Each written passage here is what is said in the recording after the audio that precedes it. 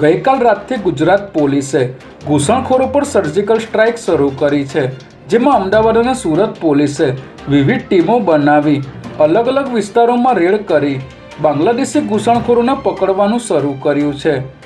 આ કાર્યવાહીમાં અમદાવાદના ચંડોળા તળાવ વિસ્તારમાંથી 890 બાંગ્લાદેશીઓની, જ્યારે સુરતમાંથી 135થી પણ વધુ બાંગ્લાદેશીઓની અટકાયત કરવામાં આવી છે. ત્યારે આ મામલે ગૃહ રાજ્યમંત્રી હર્ષ સંઘવીએ સુરત પોલીસ કમિશનર કચેરીએથી રાજ્યના ડીઆઈજી સહિત જિલ્લા પોલીસ વડાઓ સાથે વિડીયો કોન્ફરન્સના માધ્યમથી મહત્વપૂર્ણ બેઠક કરી હતી અને સુરક્ષા વ્યવસ્થા સહિતના અનેક મુદ્દાઓ પર ચર્ચા કરી હતી.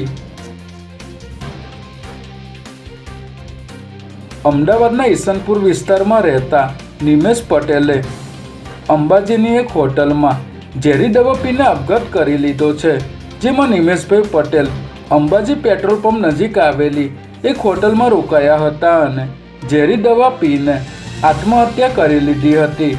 જોકે તેઓએ લાંબા સમય સુધી રૂમનો દરવાજો ન ખોલતા હોટલના સ્ટાફે પોલીસને જાણ કરી હતી, જે બાદ પોલીસે આવીને દરવાજો ખોલતા તેમનો મૃતદેહ મળી આવ્યો હતો.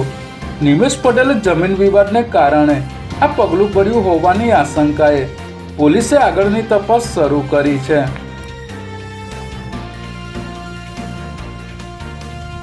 મુસાફરો ફરિયાદ કરી શકે તે માટે અમદાવાદ મ્યુનિસિપલ ટ્રાન્સપોર્ટ સર્વિસ દ્વારા 2 વોટ્સએપ નંબર જાહેર કરવામાં આવ્યા છે, જેમાં એએમટીએસ બસને લગતી ફરિયાદ જેવી કે ડ્રાઈવર દ્વારા ઓવરસ્પીડમાં બસ ચલાવવી, સ્ટેશન પર બસ ઊભી ન રાખવી, મુસાફરો સાથે ઉદ્ધતાઈભર્યું વર્તન કરવા સહિતની ફરિયાદો સ્ક્રીન પર દર્શાવેલ નંબર પર કરી શકાશે.